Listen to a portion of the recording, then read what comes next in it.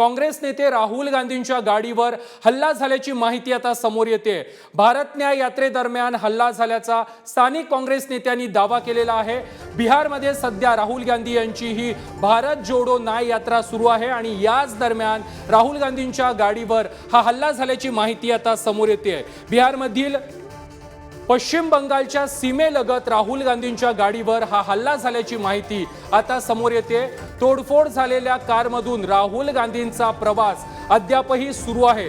राहुल गांधी यांची भारत जोडो न्याय यात्रा काल बिहारमध्ये दाखल झाली आणि त्यानंतर आज बिहारमध्ये राहुल गांधी यांच्या गाडीवर हल्ला झाल्याची माहिती समोर येते। आताच्या क्षणाची सर्वात मोठी ब्रेकिंग बातमी।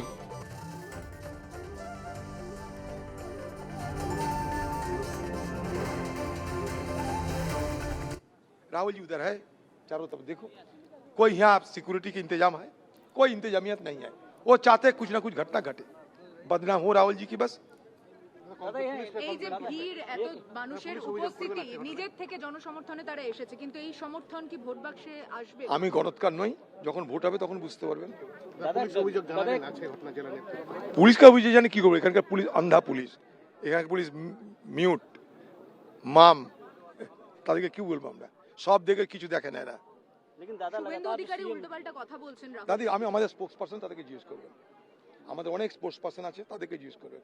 সব প্রশ্নের জবাব দেওয়ার দায়িত্ব আমার নয়। लेकिन दादा सीएम लगातार कहती है कि इंडिया अलायंस को मजबूत करने की बात करते हैं, बट आप लोगों के साथ अलायंस को लेकर वो कहती है कि वो मजबूत है, वो सभी 42 तो उनको पूछिए ना, मैं कैसे जवाब दूंगा? उनकी मन की बात मैं कैसे बयान कर सकते? वो है मालदा में घूम रहे हैं, उनसे जरा।